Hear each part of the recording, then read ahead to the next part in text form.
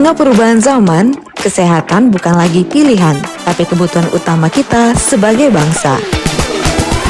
Indonesia Sehat hadir untuk membangun kesadaran, berbagi pengetahuan, dan menumbuhkan kepedulian, terutama bagi generasi muda yang menjadi masa depan negeri. Inilah saatnya bergerak bersama. Indonesia Sehat, sehat untuk semua, maju untuk bangsa. Indonesia Sehat. 92,4 FM Pro 1 RRI Palembang, kanal informasi dan inspirasi bersama Anda pendengar. Saatnya kami hadirkan Indonesia Sehat untuk kesempatan hari ini ya, di hari Jumat 27 Februari 2026. Nah pendengar, di program ini saya juga rekan Herul yang bertugas mengucapkan salam jumpa dan selamat mengikuti. Program ini juga dapat Anda simak melalui kanal YouTube Pro 1 RRI Palembang. Juga bisa Anda dengarkan via RRI Digital di App Store dan juga Play Store. Anda yang ingin ikut bergabung bisa menghubungi kami melalui line telepon di 0711 369977 atau juga bisa bergabung via WA di 0821 7927 9090. Pendengar, setiap orang tentu mendambakan melihat buah hati tercinta tumbuh sehat ya. Namun terkadang ada tantangan kesehatan yang datang tanpa diundang, salah satunya adalah kanker pada anak. Nah, tema mengenai kenali kanker anak sejak dini kami hadirkan untuk program Indonesia Sehat di kesempatan siang hari ini. Bersama dengan narasumber kami ada Dr. Dian Puspitasari SPAK MKes yang merupakan dokter spesialis anak, konsultan hematologi, onkologi, Departemen Onkologi, Divisi Medical Onkologi di Rumah Sakit Muhammad Hussein Palembang. Sudah hadir langsung di Studio Pro 1 RRI Palembang untuk kesempatan siang hari ini. Assalamualaikum Dr. Dian. Waalaikumsalam warahmatullahi wabarakatuh. Kabarnya gimana dokter? Alhamdulillah ini puasa ya kita puasa ya. Pastinya ya. Lancar sampai dengan hari ini? Alhamdulillah lancar sampai ya. Maghrib ya. Betul sekali. Dan tentunya untuk pendengar kita juga akan menghadirkan tema ini. Nanti pendengar juga bisa bergabung ya melalui line telepon kami di 0711369977 atau juga bisa bergabung via WA di 082179279090. Dan Dr. Dian, kegiatan ini atau dialog kita pada pagi hari ini juga kami tampilkan via kanal YouTube Pro 1 RRI Palembang ya. Jadi pendengar juga bisa menyaksikan secara langsung nih. Boleh ikutan bergabung juga via kanal YouTube Pro 1 RRI Palembang. Ada pertanyaan atau hal-hal yang ingin disampaikan terkait tema yang kita hadirkan ya. Boleh nih bisa juga ikutan di kolom live chat yang kita hadirkan di YouTube Pro 1 RRI Palembang. Baik, Dr. Dian, ini kalau berbicara mengenai kanker ya pada anak, tentu setiap orang tua tidak menginginkan kondisi tersebut ya dokter ya. Nah ini untuk informasi kepada pendengar juga tentunya, kalau berbicara mengenai perbedaan terlebih dahulu ya dokter ya, perbedaan mendasar antara kanker pada anak dan juga kanker pada orang dewasa ini apa dokter Dian? Iya, jadi mungkin banyak yang bertanya juga ya, kok kanker ada pada anak gitu ya. Sebetulnya memang kanker itu bisa diderita dari bahkan dari bayi dalam kandungan sampai lahir, dan juga kalau anak kan usianya sampai 18 tahun kurang. Jadi begitu 18 tahun itu udah termasuk yang dewasa. Nah jadi apa sih bedanya? Bedanya dari jenis kankernya juga itu bisa berbeda, kemudian dari terapinya nanti juga bisa berbeda. Jadi contohnya apa nih? Ada kanker yang khusus memang terjadi pada anak. Misalnya kanker pada mata itu yang disebut retinoblastoma, itu memang terjadi hanya pada anak. Kemudian ada tumor pada ginjal yang namanya Wilms tumor, itu juga hanya terjadi pada anak. Jadi memang ada beberapa macam kanker yang khusus terjadi pada anak. Tetapi juga ada yang sama gitu, misal kanker darah ada di anak, ada di dewasa. Kemudian kanker getah bening ada di anak, ada di dewasa. Nah bedanya lagi apa? Biasanya sih penyebab sebetulnya ya. Kalau di dewasa mungkin lebih ke gaya hidup. Kalau yang anak nih bukan gaya hidup, karena dia juga usianya masih baru ya. Misalnya baru 1 tahun, gaya hidup kan masih tidak seperti kita yang dewasa, udah mungkin ada yang merokok dan lain sebagainya gitu. Jadi beberapa hal yang membedakan kanker anak dan dewasa. Dan juga mungkin satu lagi mungkin kalau kanker pada anak itu tidak bisa dicegah, tetapi kalau pada dewasa itu bisa kita cegah dengan gaya hidup ataupun misalnya melakukan imunisasi. Jadi misalnya seperti kanker serviks ya, CA serviks itu bisa dicegah dengan mungkin kita akan bisa lakukan imunisasi untuk CA serviks. Mungkin itu beberapa perbedaan kanker anak dan kanker dewasa. Ya, ini kalau berbicara mengenai gejalanya sendiri, apa saja nih yang tentunya harus diwaspadai orang tua ya, atau menjadi tanda-tanda awal seperti itu kanker pada anak, dokter? Ya, jadi memang penting sekali bagi masyarakat ataupun kedua orang tua untuk memperhatikan gejala-gejala yang akan atau gejala yang merupakan ini gejala kanker nih gitu. Jadi harus waspada bila ada gejala-gejala ini pada anak-anak ibu ataupun bapak. Jadi apa nih misalnya pucat. Jadi pucat yang terjadi pada anak. Jadi dilihat pucat itu dari bibirnya, lidahnya, kemudian matanya. Kemudian bisa dilihat dari telapak tangan juga. Kita bandingkan dengan telapak tangan orang tuanya. Jadi itu bisa kalau lihatnya lebih lebih putih dari tangan kita, yang kita kan kemerahan ya. Kalau anaknya lebih putih mungkin itu salah satu tandanya pucat. Tapi nggak boleh yang saat habis mandi ya. Kalau habis mandi, bayi baru habis mandi pasti dia biasanya kan agak kedinginan ya, warnanya juga agak putih.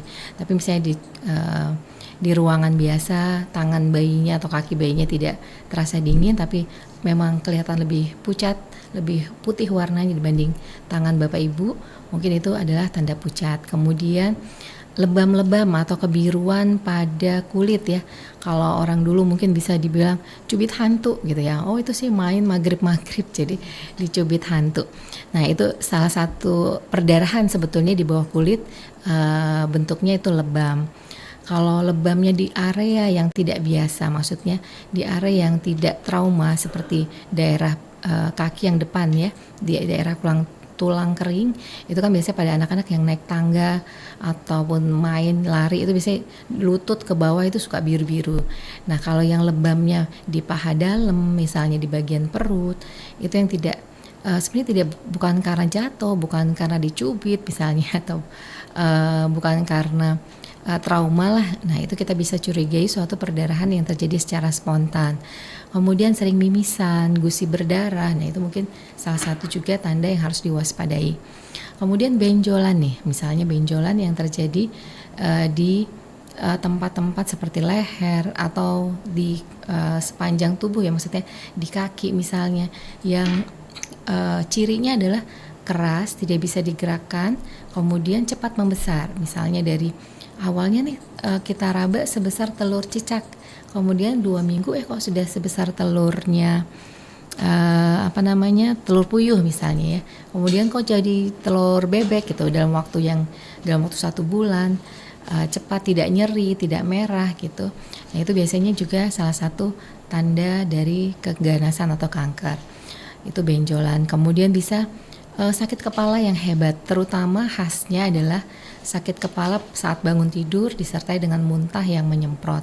Nah mungkin itu tanda-tanda yang harus diwaspadai. Dan juga kalau kanker pada mata itu anaknya bisa matanya juling atau matanya seperti mata kucing ya waktu kita sinar, misalnya waktu kita blitz atau berfoto itu.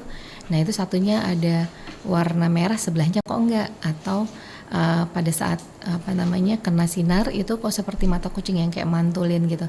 Nah itu juga salah satu tanda yang harus diwaspadai dan segera dibawa ke tempat layanan kesehatan atau ke dokter. Mungkin itu beberapa yang harus diwaspadai oleh orang tua. Oke, tahap selanjutnya nih Dokter Dian gitu ya, setelah terdeteksi seperti itu ya, apa yang harus dilakukan berikutnya? Tentu pasti orang tua akan secara emosional ya, pasti sangat sedih seperti itu ya. Gimana nih dokter? Ya, betul. Jadi kalau menemukan tanda-tanda tadi pada anak kita, kita usaha dulu untuk membuktikan atau memastikan bahwa ini memang ke arah kanker atau bukan. Karena kan bisa saja ini penyakit yang lain gitu. Misal memar tadi belum tentu suatu kanker darah, tapi bisa aja karena trombosit yang turun, atau kelainan darah, yaitu kelainan yang tidak bisa membekukan darah gitu. Jadi kalau ketemu tanda-tanda tersebut, maka segera dibawa ke tempat layanan kesehatan untuk diperiksa lebih lanjut dan dilakukan pemeriksaan penunjang lainnya, laboratorium kah, atau ada kalau tumor atau benjolannya di dalam perut gitu bisa di USG, atau kalau kakinya kok bengkak ya, nah itu bisa di ronsen dulu untuk tahap awal untuk memastikan ini kira-kira arahnya memang keganasan atau hal yang lain. Jadi itu segera saja dibawa ke rumah sakit ataupun puskesmas terdekat untuk memastikan bahwa ini ke arah ya, karena kan baru tahap awal biasanya diperiksa dulu, kemudian nanti baru setelah arahnya sepertinya keganasan, nanti ada pemeriksaan khusus lagi untuk masing-masing jenis kankernya. Oke, kalau berbicara mengenai kasus kanker pada anak sendiri, kalau untuk di Palembang, kasus apa nih jenisnya yang paling banyak, dokter? Ya, jadi kalau kanker pada anak itu secara umum kita bagi dua sebetulnya ya. Satu, kanker cair, berarti kanker yang berasal dari darah, dan satu lagi tumor padat, jadi yang benjol-benjol tadi tuh. Nah, jadi kalau kanker yang paling banyak itu kanker darah, jadi leukemi biasanya kita sebut leukemi atau kanker darah. Nah, ini nomor 1 yang paling banyak di kanker pada anak. Kemudian yang tumor padatnya tadi atau yang benjolan itu yang paling banyak, sebetulnya nomor 1-nya di kita itu masih retinoblastoma sih sebetulnya ya, retinoblastoma atau kanker pada mata, kemudian kelenjar getah bening, kemudian ada yang namanya osteosarkom atau kanker pada tulang, lalu juga ada tumor yang namanya tumor pada ginjal yaitu Wilms tumor gitu. Jadi kemudian anak-anak nih juga terutama pada usia remaja ini yang banyak adalah kanker nasofaring gitu. Nasofaring itu kanker pada area hidung, telinga atau THT ya namanya, telinga, hidung atau tenggorokan. Nah, ini yang paling sering. Kemudian juga ada yang namanya neuroblastoma. Ini juga termasuk kanker yang sering. Jadi tapi urutannya adalah si kanker darah sih yang paling banyak gitu. Baik. Nah, selanjutnya untuk pengobatannya sendiri, Dokter Dian, seperti apa nih setelah terdeteksi ya seperti itu? Ya, jadi kalau kanker pada anak itu pengobatannya hampir sama dengan dewasa. Jadi pengobatan kita itu ada yang namanya kemoterapi, kemudian ada yang namanya radioterapi atau anaknya disinar atau radiasi ya, kemudian operasi. Bisa biasanya sih 2 ya, kalau yang untuk tumor padat ya, tumor padat itu biasanya tindakan operatif, kemudian tindakan kemo, bisa dilanjutkan tergantung jenis kankernya, bisa diradiasi. Kemudian kalau obat-obatan yang baru itu ada namanya targeted terapi, kemudian ada imunoterapi ya, kemudian tentu yang paling yang bisa kita lakukan transplantasi. Jadi pilihannya itu udah cukup banyak, walaupun nanti tetap tergantung dari jenis kankernya.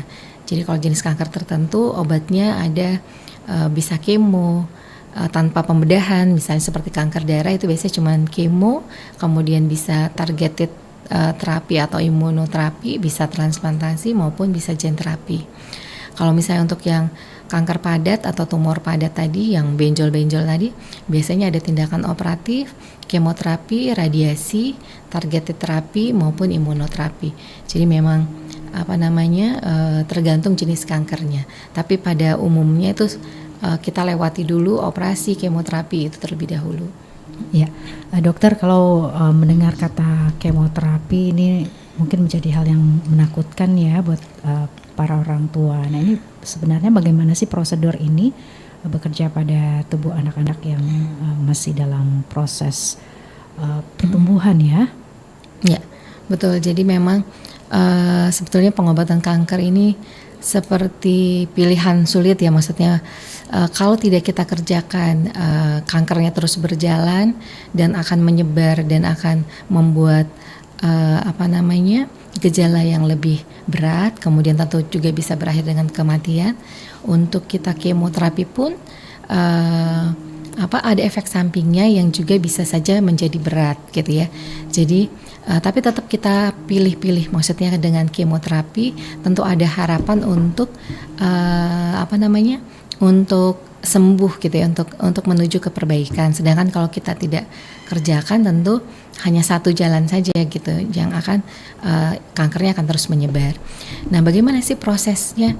Proses kemoterapi atau obatnya seperti apa? Jadi obat kemoterapi itu ada yang bentuknya yang diminum gitu ya, ada yang tablet, ada yang ada yang bentuk suntikan atau kita infuskan lewat pembuluh darah, ada yang kita masukkan juga lewat intratekal namanya, atau kalau secara awamnya bisa dibilang lewat tulang belakang gitu ya. Jadi obat kemonya kita persiapkan, kemudian kita masukkan melalui infus atau melalui intratekal ataupun lewat minum gitu. Memang efek sampingnya bermacam-macam. Yang paling dikenal mungkin rambut rontok gitu ya, kemudian ada sariawan lah gitu, yang paling sering muntah gitu ya. Tetapi tentu ada efek samping lain yang yang lebih berat, seperti bisa gagal hati, gagal ginjal gitu ya. Tentu yang bisa juga dengan berisiko kematian. Tetapi tentu pada anak ataupun juga pada dewasa itu obat-obat kemoterapi itu disesuaikan dengan jenis kankernya dan juga dengan, kalau kita selalu menghitung dengan luas permukaan tubuh dari si pasien. Jadi sudah dihitungkan, kemudian kita masukkan, dan sebelum kita masukkan ke pasien, kita selalu memeriksa fungsi hati, fungsi ginjal dari pasien tersebut, sehingga nanti bisa kita sesuaikan obat-obat yang kita berikan. Jadi relatif masih aman, walaupun tetap ada efek samping yang bisa saja yang tidak kita duga gitu ya. Walaupun kita sudah melakukan dengan aman, tentu kita tidak menapik kemungkinan ada efek samping yang berat pada pasien yang akan kita lakukan kemoterapi. Ya, ini kalau berbicara mengenai tingkat kesembuhan ya Dokter Dian ya, untuk kanker anak di Indonesia saat ini dengan peralatan teknologi medis yang ada saat ini seperti apa nih dokter? Ya, jadi kalau untuk tingkat kesembuhan semakin hari atau semakin tahun kita akan semakin perbaikan. Di negara maju memang 80-90% mereka angka survivalnya ya, angka kesembuhannya bisa di angka tersebut. Tetapi memang di negara berkembang kita masih on the way menuju ke sana. Jadi untuk di kita mungkin di Indonesia itu masih di angka 40% ya untuk keseluruhan ini. Tetapi untuk per jenis kankernya mungkin itu akan lebih spesifik. Misal kalau kanker darah itu untuk tingkat kesembuhannya di anak itu udah lebih tinggi. Kita bisa mencapai 60-70% gitu ya.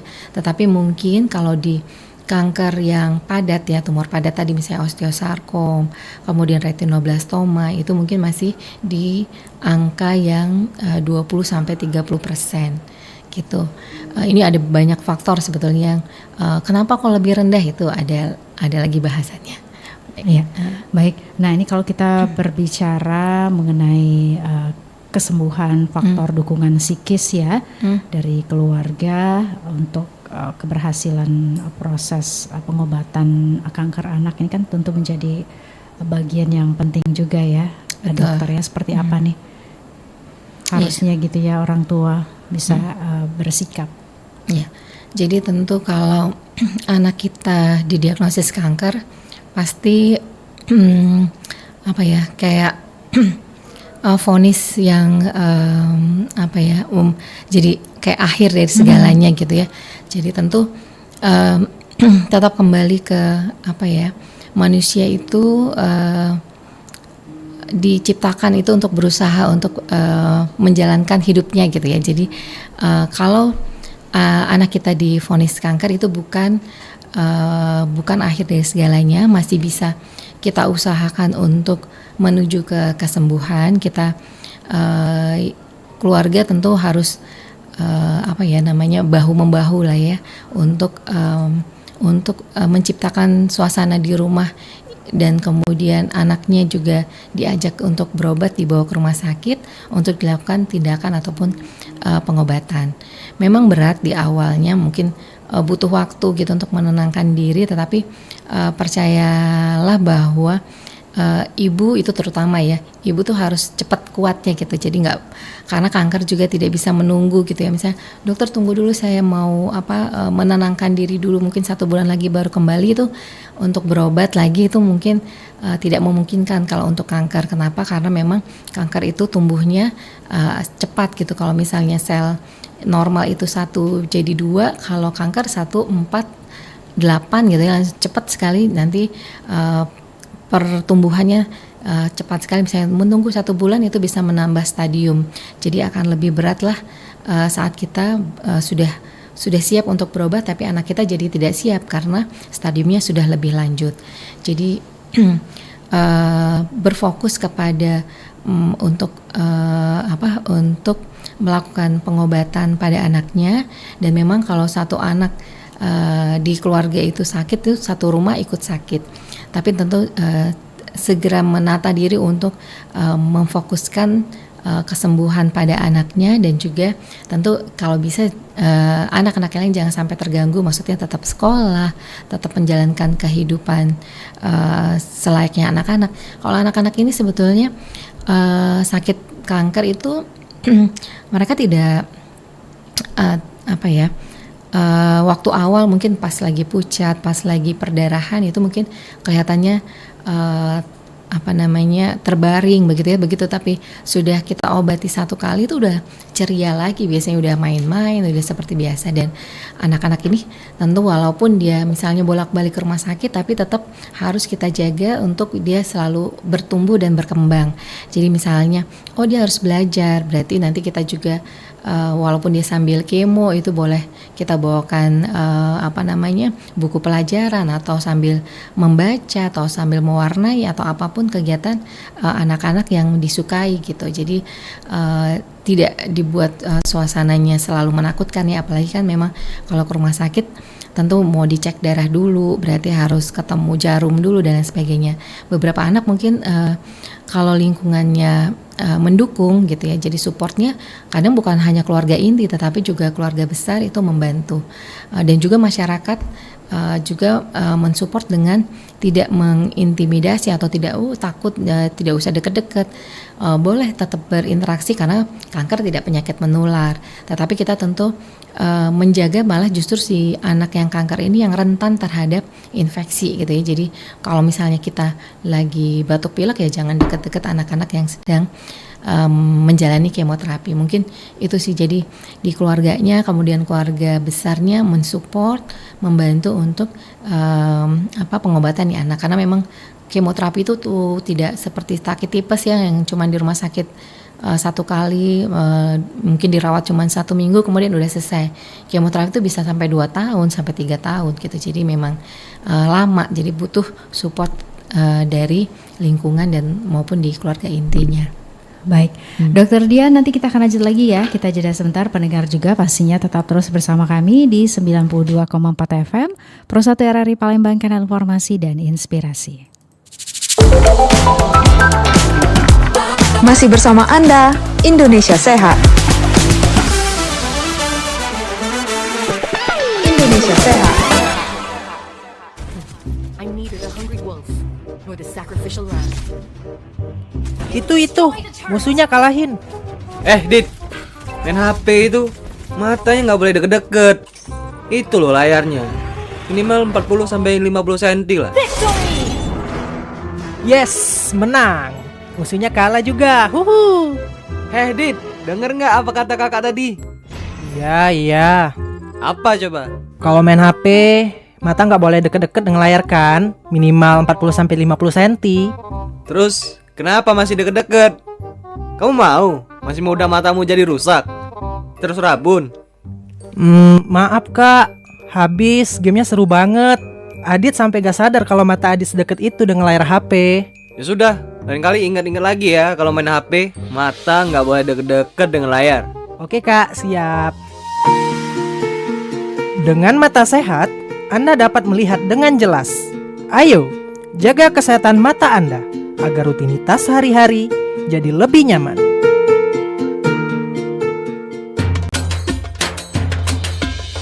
Nikmatnya waktu sahur sambil berkirim salam, menjalin rasa kekeluargaan, merekat silaturahmi. Anjang Sana Sahur, program spesial Ramadan yang mengajak Anda lebih bersemangat, mempersiapkan dan menemani waktu sahur Anda. Hadir setiap hari selama bulan suci Ramadan, pukul 3 dini hari waktu Indonesia Barat. Anjang Sana Sahur, Harmoni Ramadan. Harmoni Ramadan RRI.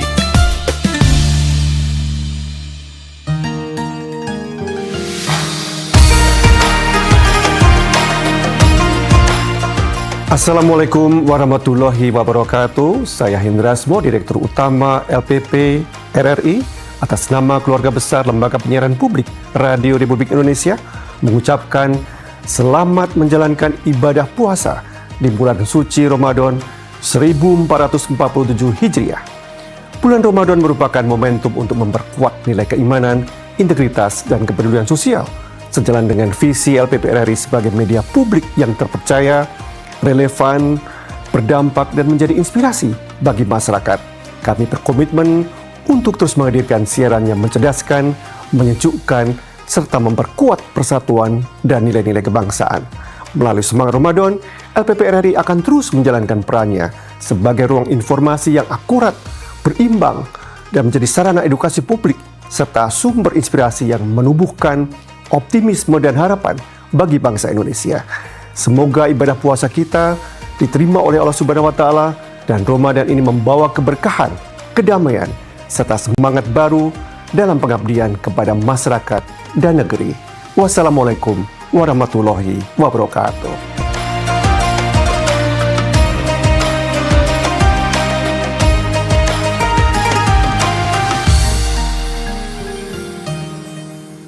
Harmoni Ramadan. Marhaban ya Ramadan. Selamat datang bulan suci yang penuh berkah, rahmat, dan penuh ampunan.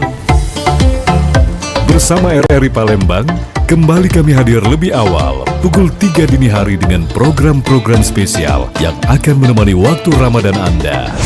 Anjang Sana Sahur, membuka mata hati, kisah unik Ramadan, kurma, khazanah Islam, obrolan Ramadan, menanti waktu berbuka, dan siaran tadarus.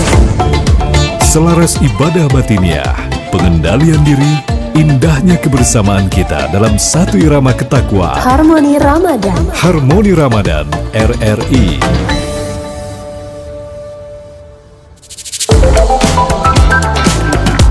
Masih bersama Anda, Indonesia Sehat. Indonesia Sehat.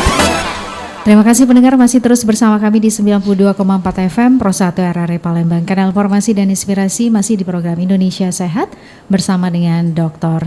Dian Puspitasari SPAK MKes, dokter spesialis anak, konsultan hematologi onkologi, Departemen Onkologi, Divisi Medikal Onkologi di RSMH Palembang. Dokter, kita sudah tersambung dengan penelpon, kita sapa ya. Pro 1. Halo. Selamat siang. Selamat siang. Iya, dengan Bapak siapa di mana? Saya Rahman Z. Bapak Rahman di mana Pak Rahman? Di Polygon. Di Polygon. Silakan, ada pertanyaan apa Pak Rahman? Nah ini saya mau tanya. Dulu di era 60-an 70-an, ketika RRI nyiarkan berbuka puasa, setelah azan itu ada lagu Arab tuh. Oke. Di Google nggak ketemu, di YouTube nggak ketemu. Baik. Nggak dibantu. Bapak, ini kita sedang ada dialog ya bersama dengan Dr. Dian. Ini terkait tema yang kita hadirkan ya, kanker pada anak nih. Bapak mungkin ada pertanyaan terkait tema tersebut? Iya, itulah yang saya tanyakan. Di mana saya peroleh itu? Oke. Baik. Nanti kita akan coba cek tentunya ke teman-teman juga ya, Bapak itu. ya. Oke, baik. Apa perlu saya datang ke sana, Mbak, tanya pertanyaan? Iya, tapi kita sedang bersama dokter nih Bapak. Terima kasih atensinya ya Pak ya. Terus jawabannya kapan? Oke, nanti ditunggu ya Pak ya. Tunggu, dia dimatiin telepon. Dimatiin dong Pak. Nanti kita, iya, nanti dimatiin. Atau boleh WA ya Pak ya? Ke 082179279090 ya. Sebentar. Ya, cepet-cepet Mbak. Oke. Ini sedang on air loh Pak. Oh ya, enggak apa-apa. Oke. Berapa TWA-nya? 0821 79 27. Oke. Iya, oke. 9090. Oke. Baik, terima kasih ya Pak. Assalamualaikum. Waalaikumsalam warahmatullahi wabarakatuh. Baik, ternyata ini ya beda beda temanya. Baik pendengar, tema yang kami hadirkan kembali lagi saya sampaikan ya, kenali kanker anak sejak dini bersama dengan Dr. Dian Puspitasari SPAK MKes. Ini dokter spesialis anak, konsultan hematologi onkologi, Departemen Onkologi, Divisi Medical Onkologi, Rumah Sakit Muhammad Hussein Palembang. Anda yang ingin ikut bergabung, silakan ya, kami tunggu peran sertanya. Bisa melalui line telepon di 0711369977 atau juga bisa bergabung via WA di 082179279090. Nah, ini kalau kita berbicara mengenai kanker pada anak ya. Ini sejauh ini yang Dokter Dian tangani seperti apa nih untuk anak-anak tersebut ya? Kalau dilihat dari proses pengobatan yang udah mereka ikuti, dokter melihatnya seperti apa? Ya, jadi memang masyarakat kita ini masih apa ya? Masih terlambat ya, biasanya suka yang sudah terlambat gitu datang ke rumah sakit untuk mengobati anaknya. Memang itu salah satu kenapa kenapa survival rate kita atau tingkat kesembuhan kita tuh masih rendah, terutama pada kanker yang tumor padat tadi. Jadi memang beberapa pasien itu misalnya benjolan, nanti datang ke dokter dan diminta untuk ini arahnya ke kanker dan minta dioperasi, itu langsung balik kanan. Dia langsung balik kanan, tidak mau, dan akhirnya pada saat datang lagi itu stadiumnya udah lanjut.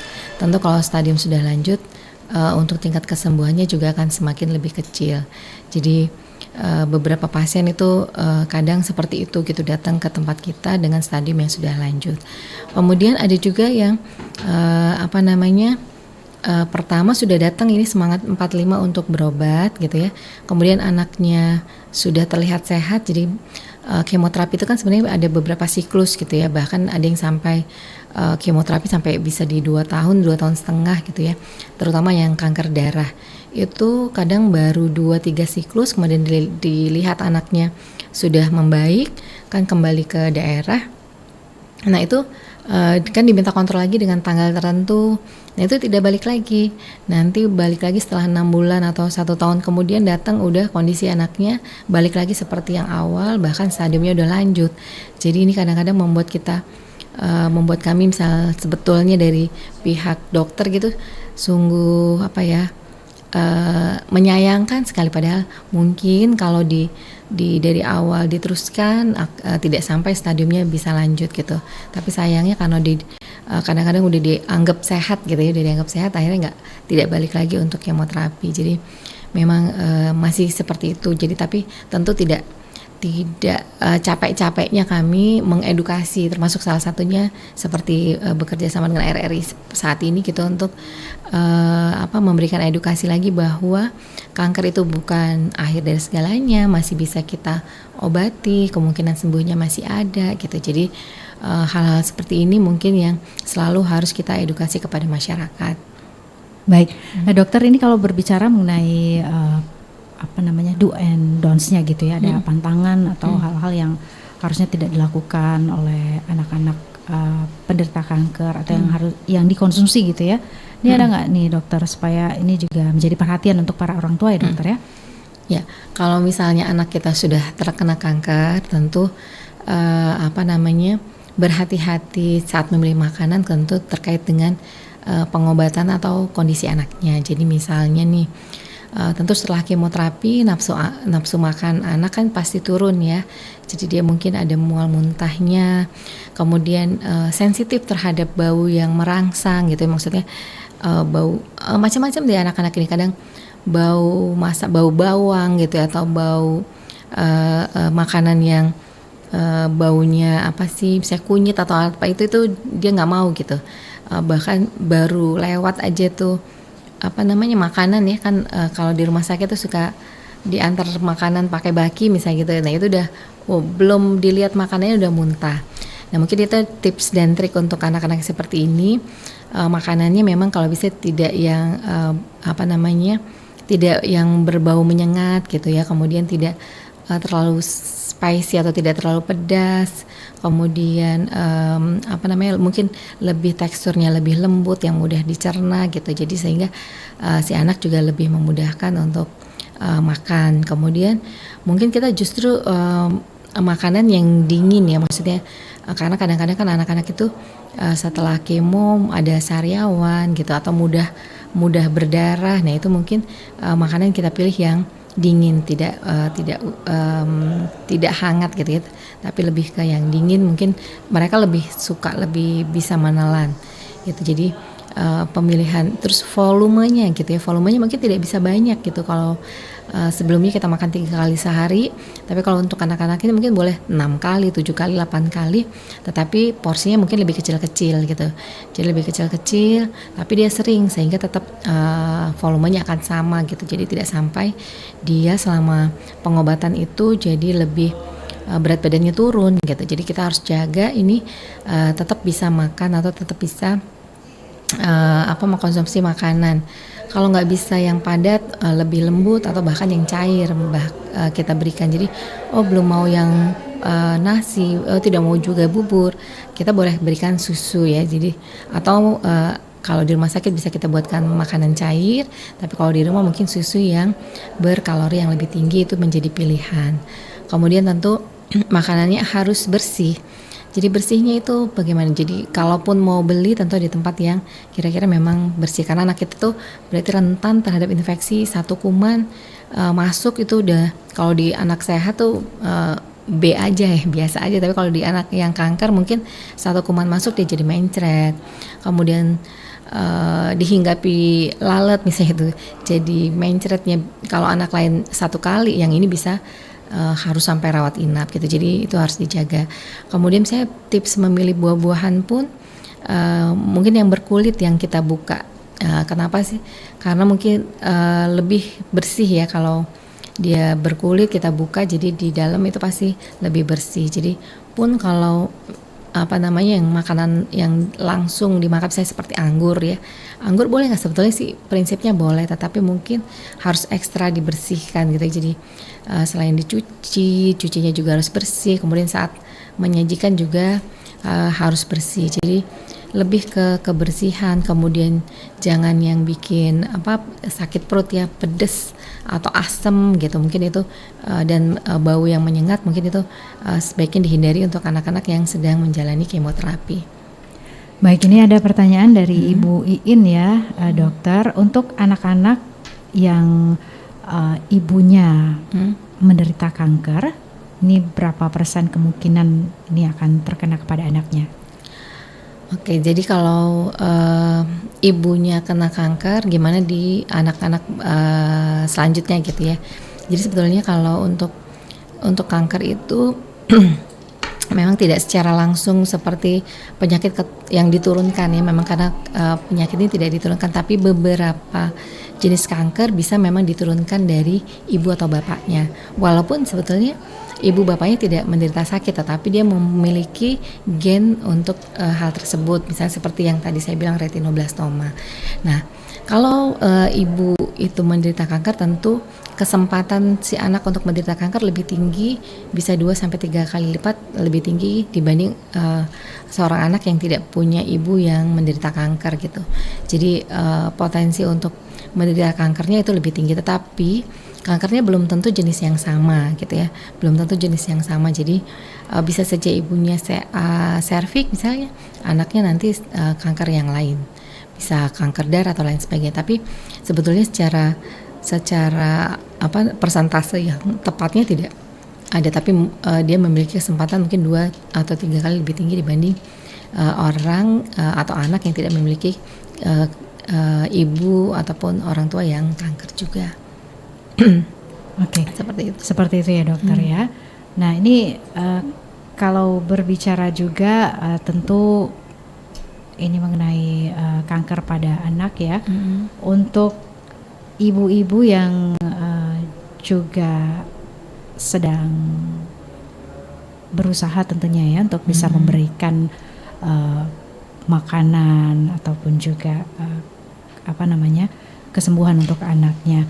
Mungkin ada hal-hal yang juga harus diperhatikan untuk anak-anaknya gitu ya dokter, karena banyak yang bilang juga penggunaan vetsin pada makanan ini juga nanti ada pengaruhnya juga ke kanker. Ini seperti apa nih kalau untuk hal tersebut dokter?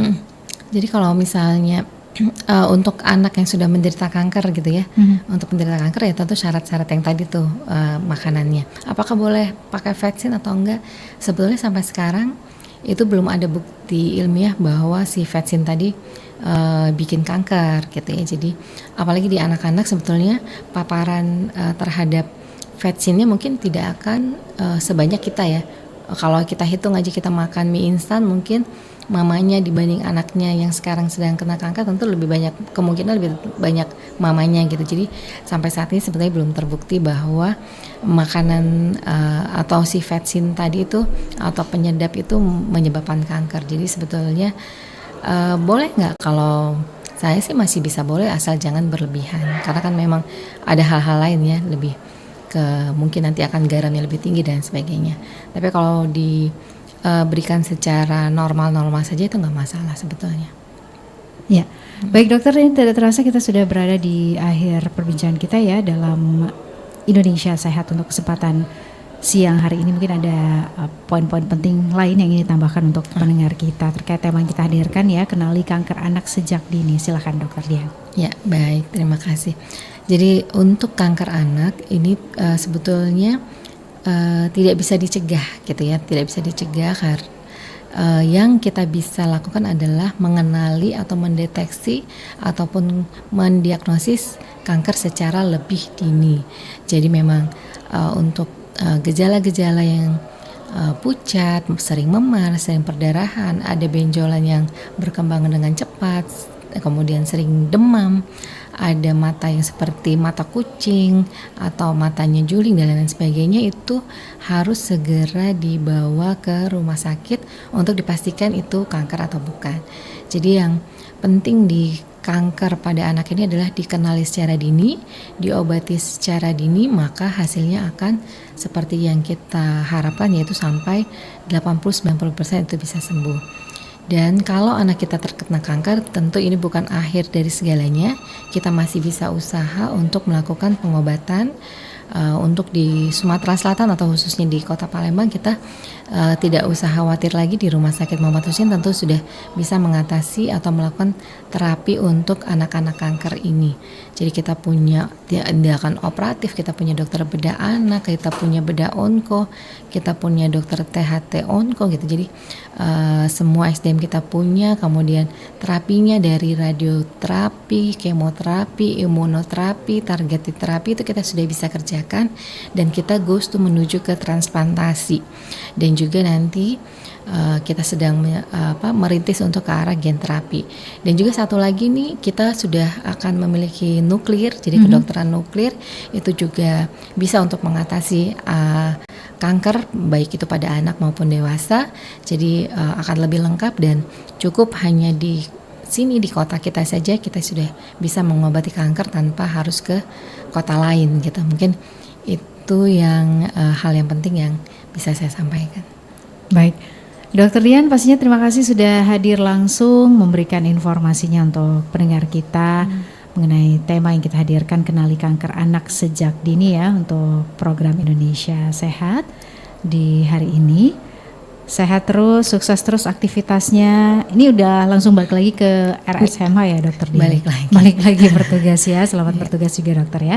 Dan tentunya pendengar juga terima kasih untuk atensi dan minat dengar Anda di program Indonesia Sehat untuk hari ini ya, hari Jumat 27 Februari.